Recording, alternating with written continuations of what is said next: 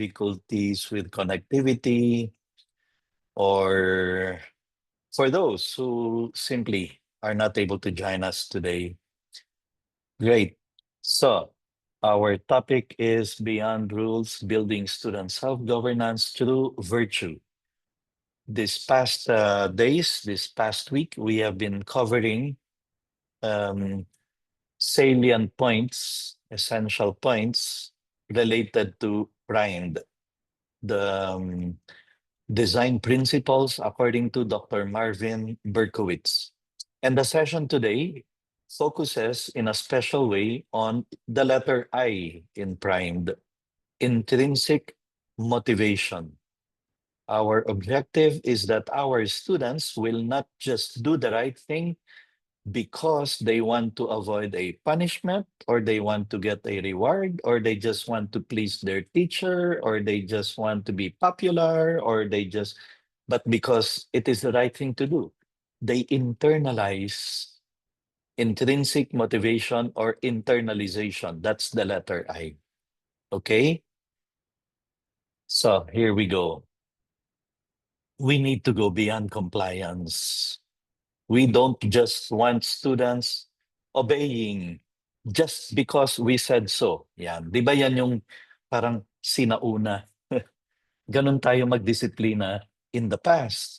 Generations ago, pwede nating gawin yan. Sasabihin ng teacher, just do it. Ma'am, why? Because I said so. And then, the young kids would obey. Ngayon, ibang klaseng mga kabataan. Ibang klase ang mga kabataan. Minsan, in fact, in some classrooms, it is not enough to say, class, keep quiet one time. You will have to repeat it 5 times, 10 times, or in other ways. John, sit up straight, eyes here on the board, stop talking, listen, keep quiet. And then, sometimes even worse, they will only obey if we start threatening punishments. If you do not stop, I will detain you. I will ask you to leave the classroom. I will ask you to go to the principal's office. The ineffective teachers resort to threats, resort to punishment all the time. Effective teachers, on the other hand, will teach the students to be responsible to procedures and routines. You see, we don't make the students responsible to us. We make them responsible to procedures and routines. Procedures that we will teach them at the start of the school year, and that we will rehearse with them over and over until those procedures become automatic. Routines. Procedures like how to recite. Do you want them to raise their hand? Do you want them to just blurt out the answer from their chair? Do you want them to wait to be acknowledged before they start talking? What is your procedure? What is your procedure when you want the students to keep quiet? Ineffective teachers will shout, will scream, will yell, will bang their hand on the blackboard to keep the class quiet. But effective teachers will teach the students procedures. Okay, class, if you see me raising my hand like this, it means stop talking, keep quiet, because I need to announce something. Okay, let's rehearse it. See, that's the problem with some teachers. Tinuturuan nila ng procedures, pero hindi nila nire-rehearse. Hindi nila pinapractice. Practice until the students make it routinary. So, we want to teach students how to form their conscience and make right choices, even when no one is watching. And this is not the first time you're hearing this. We've been repeating it over and over these past days. We want the students to develop character. And for us, character means that they do the right thing even when it is difficult, even when no one is watching. and even when others are not. So, why will they do the right thing? Wala namang teacher, wala namang sanction, wala namang punishment, wala namang magagalit sa kanila. Their conscience tells them, I have to do the right thing even when no one is looking. So that's our session goal today. We want to cultivate student self-governance. Okay, in this session, we want to develop among our students self-governance. Hindi na kailangan silang pagsabihan. Hindi na sila kailangang bantayan, gagawin nila ang tama. That's self-governance. How do we do this? By nurturing conscience, character, and moral judgment, not merely obedience to rules. That's why um, most of you are preparing for the new school year. Teachers, please do not start the school year.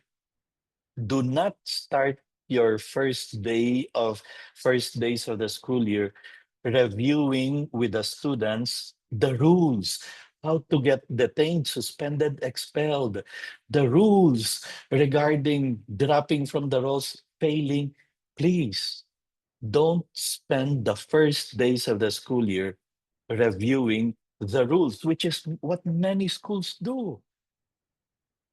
That's why the students will only do the right thing because in obedience to the rules that they spent so much time on reviewing in the beginning of the school year. Some of you may already be feeling guilty because some of you may have been doing this year after year after year.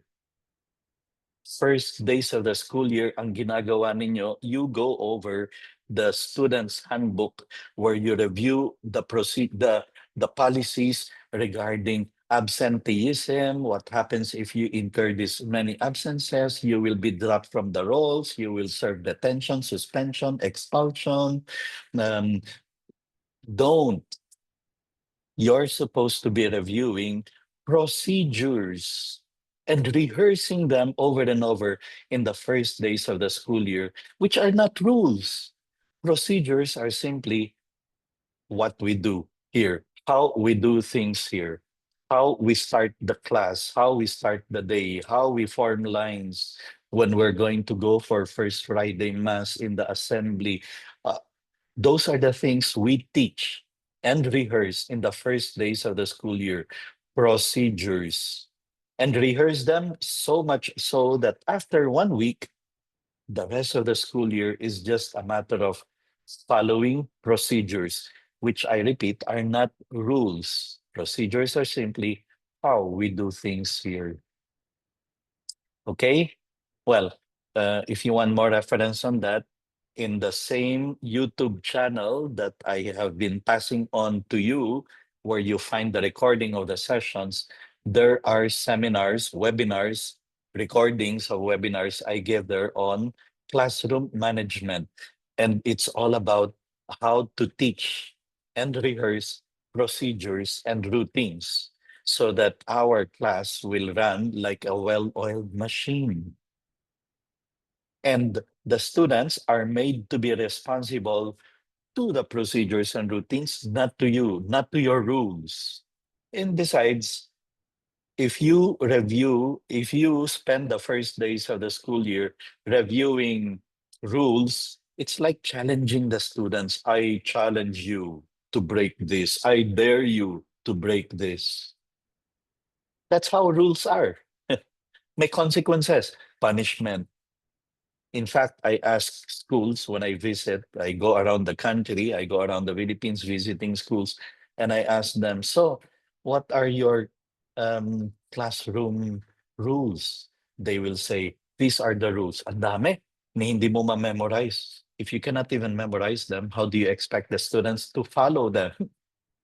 And then I ask, okay, if they don't follow the rules, what happens? Well, may consequence. May detention muna, may repeating, reporting for detention on Saturday, writing letters to the parents, warning for suspension, ganyan, ano?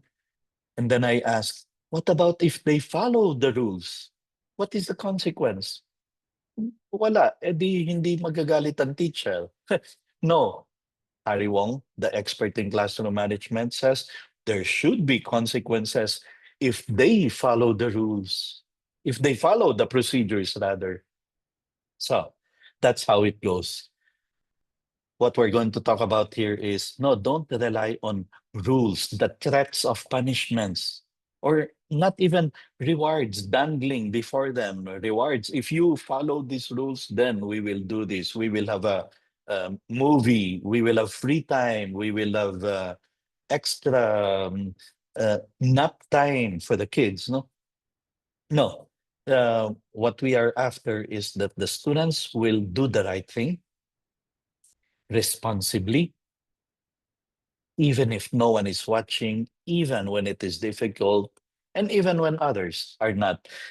Most of you are familiar with Kohlberg's 6 levels of moral development. I usually talk about this when I'm talking about classroom management, and when I talk about discipline, and when I talk about class advisory. So, according to Kohlberg, ito ang 6 na levels kung bakit nagpapakabait or gumagawa ng kabutihan ang isang tao. The lowest level, the lowest reason for doing the right things. Kasi sabi ni ma'am, may detention, may suspension. So, level 1, I don't want to get into trouble. Doing the right thing only in order to avoid punishment. I don't want to get into trouble. Level 2, bakit gagawa ng tama ang isang bata? Kasi sabi ni ma'am, may reward. May stamp mark ng star student, good job, yung mga ganun, yung habol ng mga kinder, elementary kids, no? I want a reward. I mean, that's already better than simply avoiding a punishment, but we can still do better than this. Level 3, bakit gumagawa ng tama ang mga bata? Because I want to please the teacher. I want to please my mom. I want to please my dad. I mean, that's better than 1 and 2, but still we can do better. And number 4 lang yung bakit gumagawa ng tama? I follow the rules. Eh kasi it's in the handbook. Eh kasi the teacher said it's the school policy. Parang maganda na, no? I mean, can you imagine kung lahat ng estudyante natin sa eskwelahan gumagawa ng tama because they want to follow the rules. Very nice, but we can still do better than this. What we have to try to train the students in is to make them reach level 5. Bakit gagawa ng tama? Bakit mag-aaral ng mabuti? Bakit kailangan makinig sa klase? Because I have to be considerate of other people. I have to be considerate of the teacher. Pinaghirapan niya, naghanda para sa lesson na to. I have to study hard and get good grades because I have to be considerate of my parents who pay for my tuition. Ang hirap ng maghanap ng pera at hindi mura ang aking tuition. At least man lang that idea, I have to be considerate of the sacrifices of my parents. I have to study hard. I have to behave. I shouldn't be noisy in the classroom kahit walang teacher. Why? Because I have to be considerate of the other students who are trying to study for an exam, who are trying to review, who are trying to prepare for another subject, considerate of other people. Ang ganda. If the class reaches that point of doing the right thing, not because of a punishment, not because of a reward, not just because they're trying to please somebody, not just because it's the rule, but because they are considerate of the people around them, of the other people. But number 6 is even better. And this is the highest level of moral development according to Kohlberg. Bakit gagawa ng tama ang mga bata? I have a personal code of behavior and I follow it. I live by principles. I live by the core values of the school. That's why teachers, more and more, we should be saying things like, class, please behave properly, do your best, not because I'm going to punish, I'm going to reward. but because you're carrying the name of the school, because you're carrying the name of our class, because you're carrying the name of your family. Good parents do that. When parents tell their children, anak, magpakabait ka ha, dala mo ang pangalan ng pamilya. Ibig sabihin, naturo na ng mga magulang sa anak, our family stands for hard work, respectful, kind, courteous, caring, good people, good people. And that is what good parents do. And that is what good teachers should do. Not threatening with punishments, level one. Not dangling rewards, level two. Not just trying to please somebody. Or not just making them behave because nasa student's handbook, nasa rules, nasa school policies. Okay, nandun yun. Pero they are not what we will make the students do the right thing as the main purpose. So more and more we should be talking of class. You're teaching in San Beda. San Beda core values are this: hard work, prayer.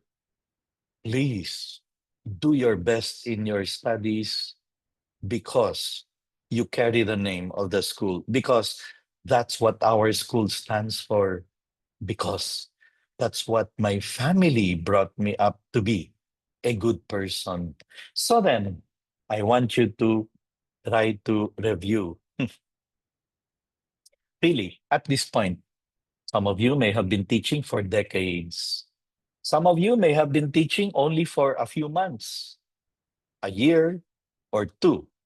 That's why pinadala kayo dito ng teacher, ng supervisor, ng principal, para you become better. Okay, review. Try to, how do you call this? Examine how things are going in your class. Ano ang ginagawa ng mga estudyante mo when you leave the classroom? When you step out of the room, does the classroom turn into a zoo? Students start jumping up and down like monkeys. I know some classrooms become like that. Ano? As soon as wala ng teacher sa loob ng classroom, it becomes chaos. Students start shouting, screaming, yelling, kahit na may mga klase dun sa katabi ng classroom nila. So inconsiderate of the other classes, they disturb them. So, what happens in your classroom when you step out of the room? And then we say, maybe I can still do better in instilling conscience in them, character in them, moral values in them. That's a very good, like a diagnostic test to ask ourselves, what happens when I am not inside the classroom? And then, kailangan tayong bumalik para patahimikin yung mga bata. Kasi nagrereklamo yung dalawang classrooms beside. Uh, what do some teachers do? Nagmamakaawa. Please naman. No, please don't beg. Teach them. Form their conscience. Form them in character. That's what we want to be able to do in this session. Do your students follow the rules or internalize them? As in, they follow them, pero at the back of their mind, if only this is not a rule, gagawin ko to eh. If only it does not go against one of the rules, mas gusto ko sanang gawin to eh. Or do they internalize them? It is the rule because it is the right thing to do. It is in the handbook because, of course, it makes a lot of sense. That's what good students do. Kahit wala yung rules, I will follow.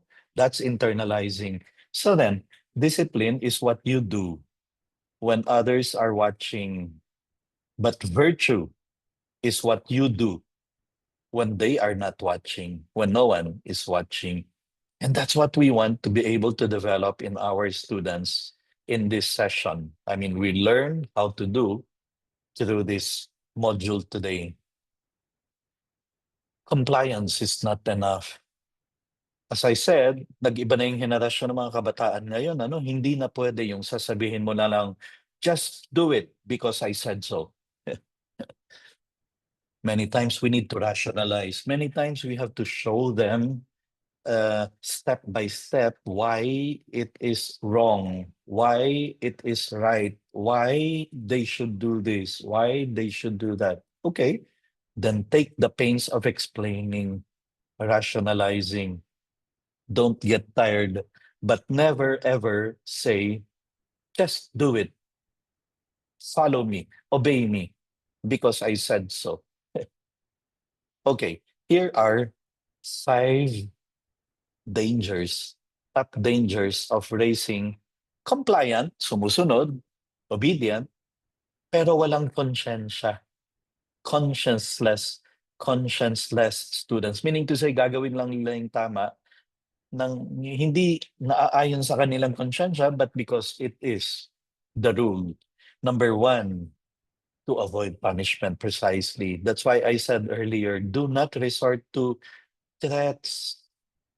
And that's why don't spend your first days of the school year reviewing those rules. Now, you may go to those rules in the second week of the school year, in the third week of the school year, but don't do it in the first days like as if it is the most important thing. It is not the most important thing in a school of character. For a teacher who is after formation of conscience and character, rules can wait a bit. What we are more after is in the first days of the school year, let's review the school's mission and vision. Level 6 of moral development. I live by principles. Let us review the core values. Make the students understand and appreciate what the school stands for.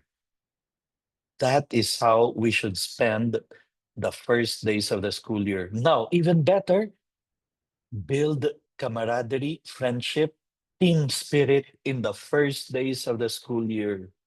Make them do getting to know each other. Make them do games, activities that will make them memorize the names of their classmates. Nickname and family name. In fact, well, in the school where I studied, high school, Southridge, binawalan kami to call each other by family name. Uy, Rentoy. Uy, Bustamante. Bawal. Pinagbawal ng school.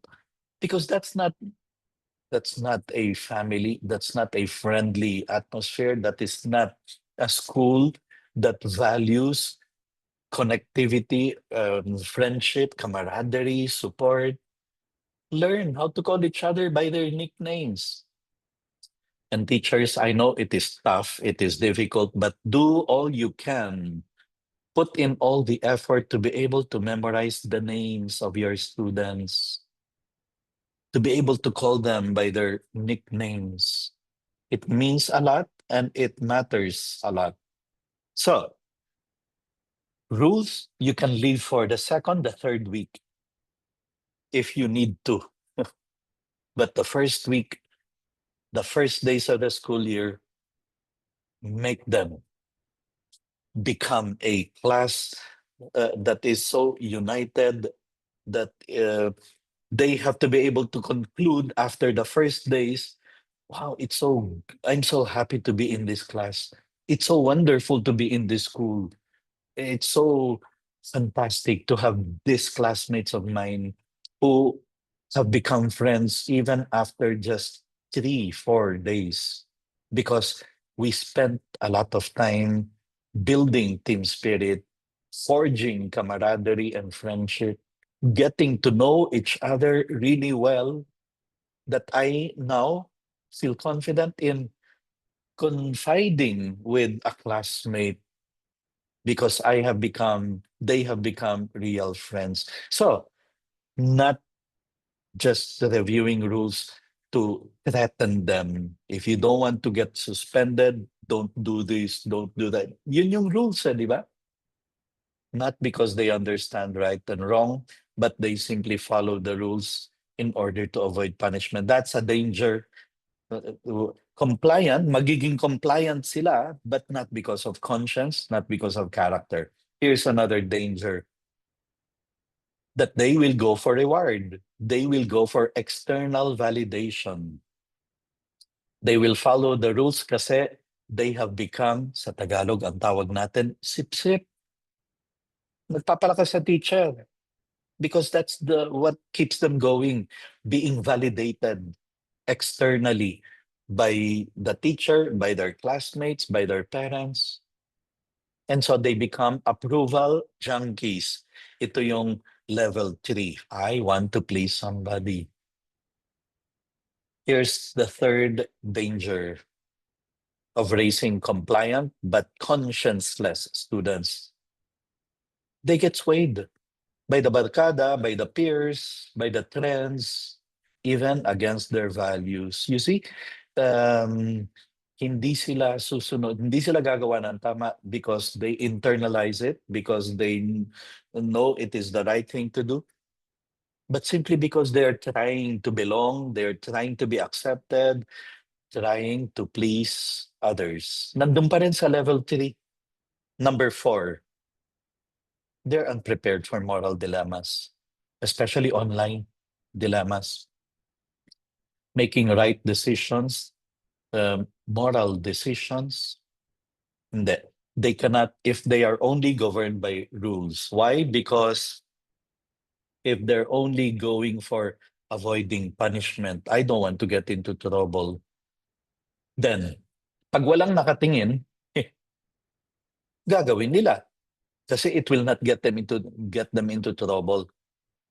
Basta hindi sila mahuhuli. That's what some politicians have as a moral guide. It's okay to cheat for as long as you don't get caught. So you have politicians, for example, who will accept bribe money in cash kasi kailangan walang paper trail. Hindi pwedeng cheque kasi ma-trace yon ng NBI, ng BIR, ng ombudsman. So, yung lagay, yung kotong, kailangan cash na sa bayong. No conscience. And that's what happens when a person does the right thing only when somebody is watching. Pero if they will not get into trouble, ibig sabihin hindi sila mabibisto, hindi mahuhuli, then they will do immoral things. That's the problem with conscienceless students. They follow rules, pero they only follow rules in order to avoid trouble.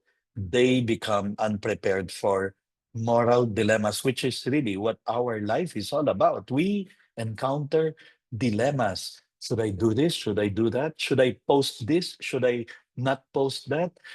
Is it okay to comment this bashing, like contributing to the negativity? They're not prepared for that kind of moral dilemma in their life or even online. And finally, number 5, they will fake goodness, but they will live a double life. And sadly, I've seen this happen in my 33 years inside the classroom. I have seen, for example, valedictorian students running for valedictorian, pero cheater. Pero matalino siya kaya hindi siya nahuhuli. And the teachers will not even think na mandadaya itong estudyante na to kasi matalino eh. Kasi running for valedictorian eh. They fake goodness. And of course, they get all the respect of their peers kasi number 1 sa batch eh. Pero yung kanilang pagiging mabait, it's a fake, it's not authentic. It's all for the sake of the grades. Now, please, of course, don't get me wrong. While I give some examples, uh, there are exceptions to these examples. I know very good politicians, public servants with upright intention and really doing a lot of good. I know valedictorian students who are upright and really authentically good, not just in academics, but even as a person. So I'm just giving these situations, examples, as I have seen happen concretely in specific people. But as I said, not all of the valedictorian students are like that. Not all of the politicians are like that. Interesting trivia. According to Barna research, only 10% of Gen Z teens believe that moral truth is objective. Most of them, 90%, believe what's right depends on the situation. Situational, which is, of course, wrong. I mean, there is such a thing as objectively moral good, objectively moral bad, morally evil. Pero hindi. According to this research, the Gen Zs today, because of the world that they live in, had become like this. Gray areas. Now they can interpret goodness, badness, depending on the situation. It depends. Parang ganun. Laging merong, it depends. Um, is cheating bad, immoral? It depends. If you get caught, of course, you should be expelled. Teka muna, it's not about getting caught or not. There is such a thing as objectively wrong about cheating, about dishonesty, about plagiarism. Pero sir, available na ang ChatGPT, available na ang technology, available. Yes, but those things will not change morality. The morality of lying, the morality of cheating, the morality of being insincere, dishonest.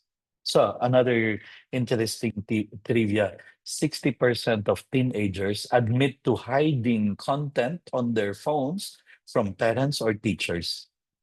I know many teenagers who even block their parents sa Instagram, sa Twitter, sa Facebook kasi ayaw nilang makita ng parents ang kanilang pinopost o kaya ang kanilang relationship o kaya in fact, as early as 2013, can you imagine? This was 12 years ago.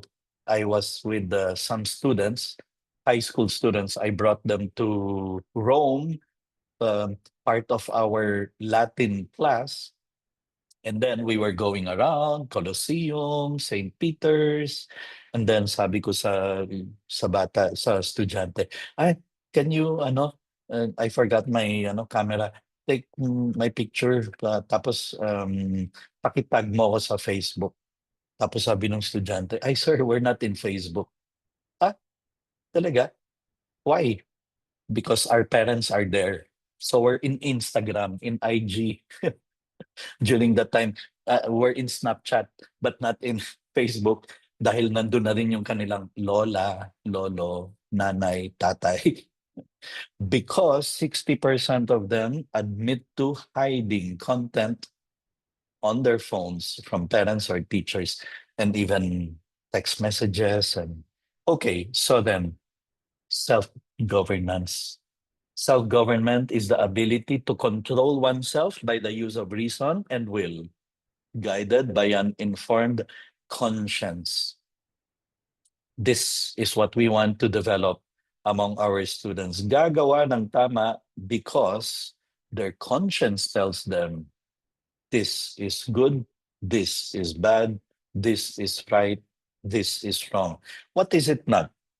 What governance is not? It's not blindly following rules. Sumusunod pero blindly. Bakit mo ginawa? Kasi it's the rule. Pero ba't hindi mo brinake yung rule? I don't know, it's the rule. Or self-governance is not simply acting good in order to get a reward. Very much like the example I gave of a valedictorian, a student running for honors, no? Um, and they have to act good because they're after a reward, not because their conscience tells them it's the right thing to do.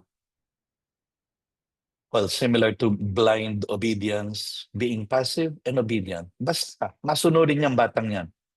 No, that's not yet self-governance. Rather, what it is students who form convictions rooted in truth and goodness. That's why as early as kindergarten, dapat paulit-ulit nating pinapaliwanag at pinapaalala sa mga bata, class, students, you have to be upright, you have to be truthful, you have to be sincere, you should not resort to lying, which can lead to cheating. I mean, cheating is a form of lying. You put your name there, pero hindi naman talagang ikaw gumawa nun. That's lying. So, what we have to do is to really form convictions rooted in truth and goodness. And then, to teach them, to train them to act on those convictions kahit mahirap, kahit under pressure sila. Even when the environment runs counter to it. Saying no when everyone says yes, even when others are not. Okay? Balik tayo dun sa goodness na yon. Character is about doing good, being good, even when it is difficult, even when no one is watching, and even when others are not. But you see, unfortunately, itong mga kabataan ngayon, they struggle with self-governance.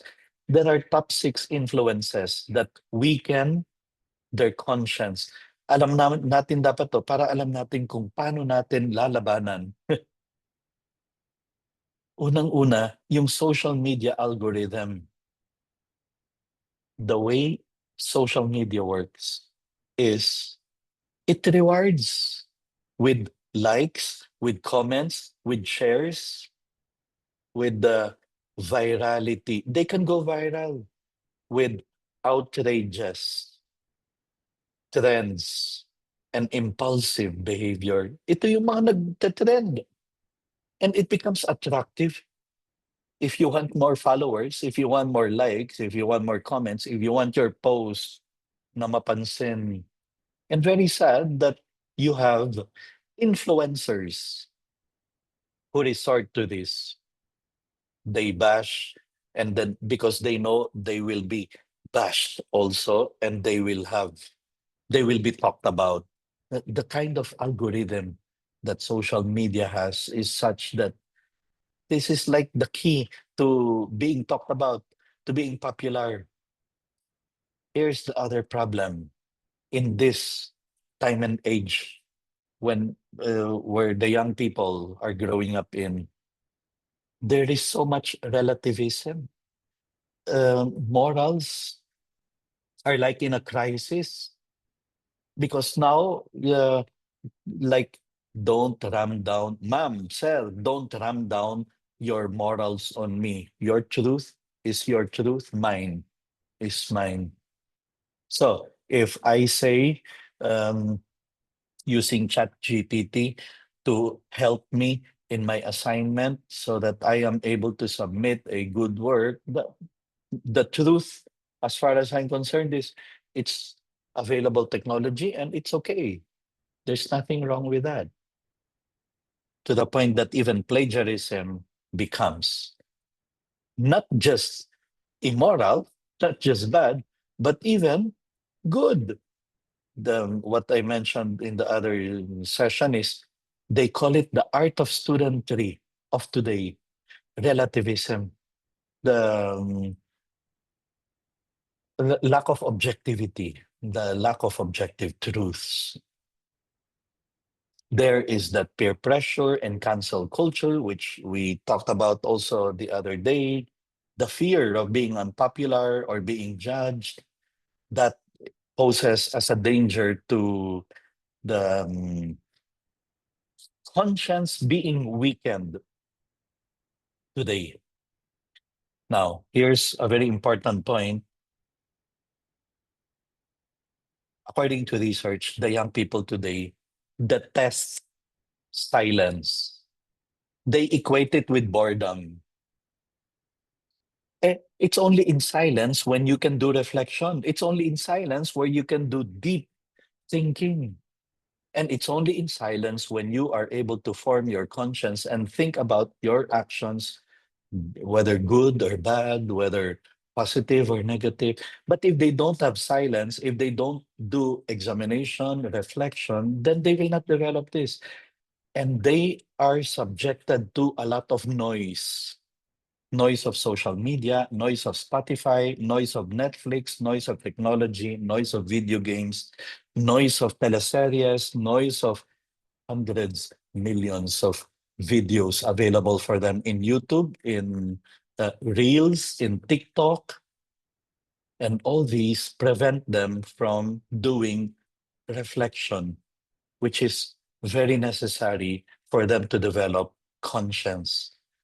And number five, entertainment that mocks virtue and glorifies vice. These are all contributing to the crisis in um, reflection, and therefore the crisis in developing conscience.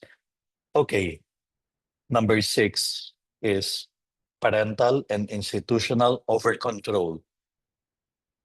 Many parents, many schools, many institutions do not know how to go about helping these young people develop conscience. They micromanage students, and they never learn, the students never learn self-control. We live in an age where conscience is not formed, but outsourced to Google, to TikTok, to influencers. It's absurd, but like as if they're learning morals from this, from the internet, Google, TikTok, influencers, social media. So then, let's take a look at some framework, some practical framework to build student self-governance. Sabi ni Bonhoeffer, the ultimate test of a moral society is the kind of world that it leaves to its children. Even if the world has become like this, the environment has become like this, wait, we can still develop conscience in them, morals in them, so that they will have self-governance. Number one, and this is what we've been talking about from day one, teach virtue, not just values, not just the value of um, respect for freedom, but the virtue of respect by itself. Um, because values can shift, virtues are stable. When we say virtues, therefore, we go to the classical studies of virtues. According to Aristotle, according to St. Thomas Aquinas, the four cardinal virtues. This is what we will have to teach our kids, our students, the young people. Cardinal virtues, called that because it comes from the Latin word cardo, cardinis, which means hinge. Hinge. A door will not open if the hinge is not working.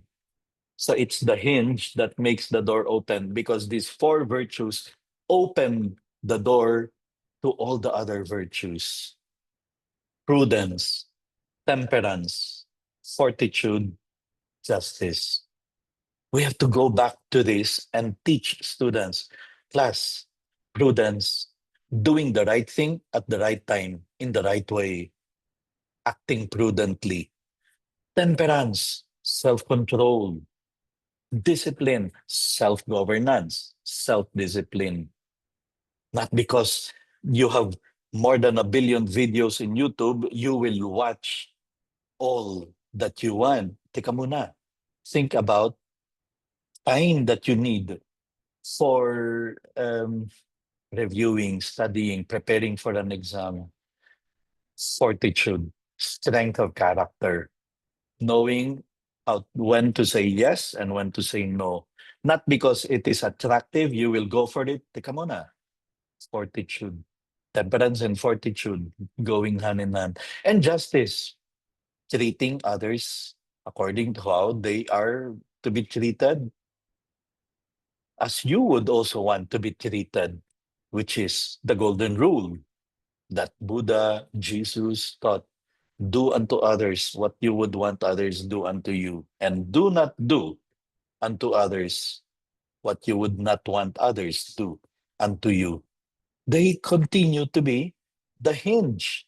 They continue to be like the very virtues we should be teaching, talking about, forming among our students. How do we do that?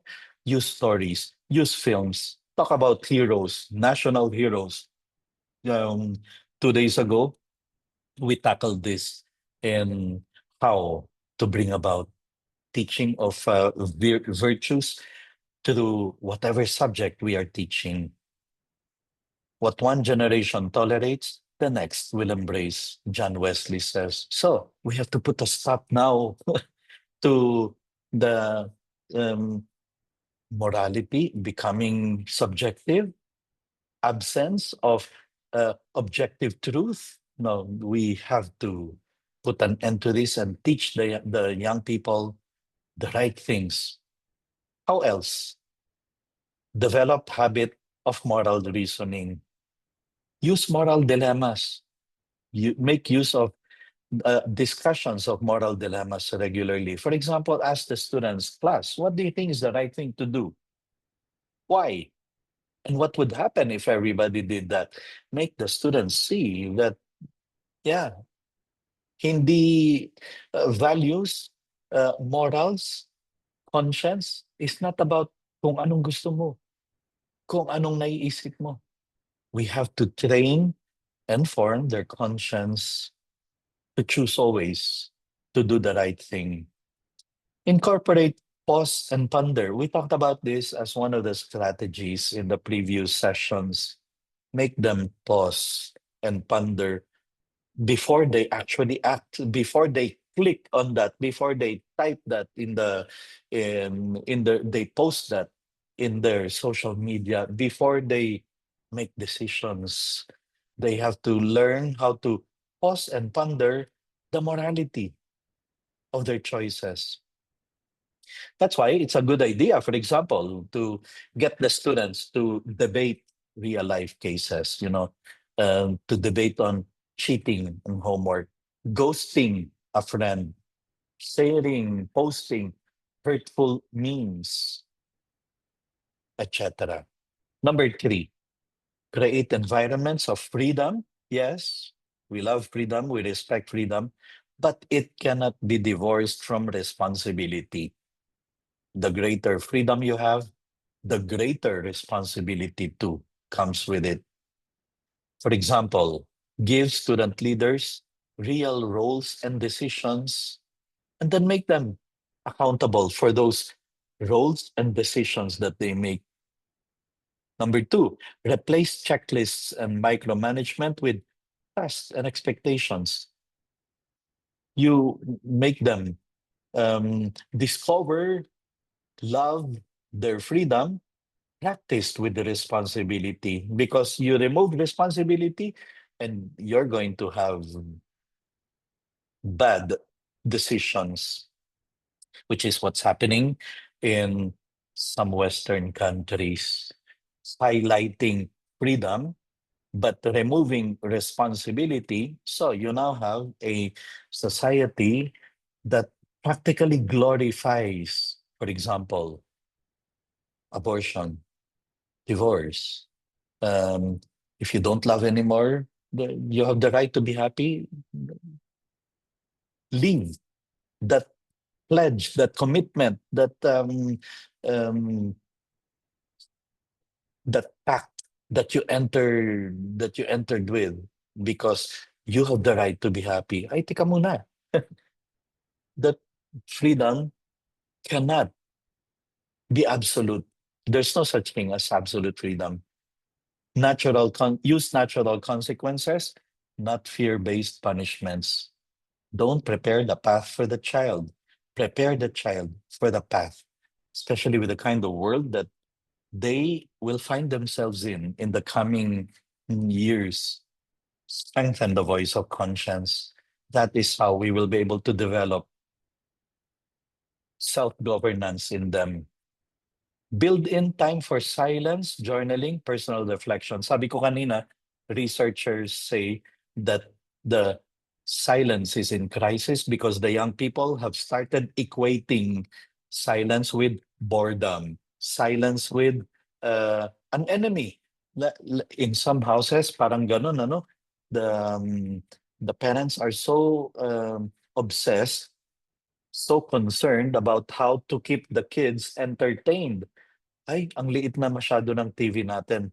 Bili tayo ng 60-inch. Kailangan may powerful audio.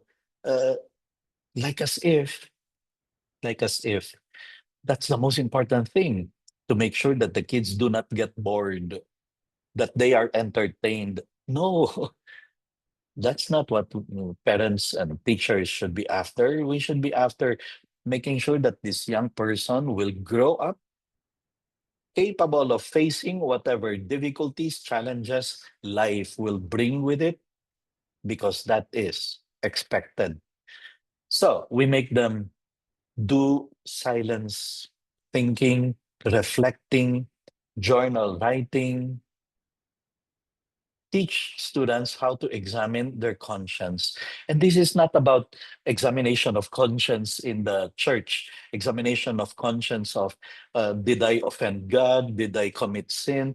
Okay, if they're Catholics, if they're Christians, then they should be doing that. But even simply humanly speaking, not religion, but humanly speaking, did I waste time today? How could I do better tomorrow in my use of time, in overcoming laziness, in overcoming uh, anger? I shouted, screamed, yelled at my classmates, and how can I be more in control of my temper? That kind of examination. And then, of course, people who pray, young people who pray, they develop better conscience. That's why encourage prayer. Or if they are not Christians, they're not Catholics, but most likely, if you are a good teacher, you will teach faith among your students. Well, encourage them to pray, to go to God. Weekly silent 3 minutes of silence to think about their actions and choices, to think about this week that is just about to finish and how they could have done better, what bad did they do, what can they improve on. Finally, number 5, model it and mentor self-governance because students imitate what they admire. And then don't be afraid to share your own struggles with conscience. I mean, you're not going to do public confessions, but to share certain um, things that you passed through, you went through on your own in your life that can help the students see, ay, oo nga. That's why it's important that I know how to examine my conscience, look inside me, reflect, and then praise moments of quiet courage when students choose the right things. These are wonderful strategies that that can help us develop conscience among our students. Now, I want you to take into consideration what systems in our classroom, in our school, overemphasize control rather than conscience. as I said earlier, if your school is like that kind of school, the principal tells you, day one, teachers, please go over the student's handbook and the policy manual and the rules. Talk to your principal and say, can we do better? Can we do something more than just threatening them with rules, but instead build a, a happy environment where the students would love to be in, because the school is not just interested in managing them, in controlling them, but in really raising them up to be good men and women. What specific routines or strategies can help us shift from rule keeping to virtue forming? That's a final challenge. Do your students need you to behave well, or do they want to behave well even if you're gone? You can no more build character by command than you can make a tree grow by pulling on its leaves. And finally, a beautiful quotation. In a world of influencers, dear teachers, be a conscience awakener. And yes, I would have to admit, uy, parang hindi lang ito parang ang pinag-uusapan natin ngayon dito, hindi lang ito, anong tawag dito, ah, classroom setting. Parang Mr. Rentoy is now talking to us about how to raise saints, good men and women who will go to heaven. Oh yeah, why not? That is what a spectacular educator is interested in, not just in making the students pass a quiz, pass a test, pass a subject. We're really after seeing the students go on to be the best human beings they can possibly be. For Christians, Catholics, the best sons and daughters of God they can possibly be. Okay, let me first stop the recording. And then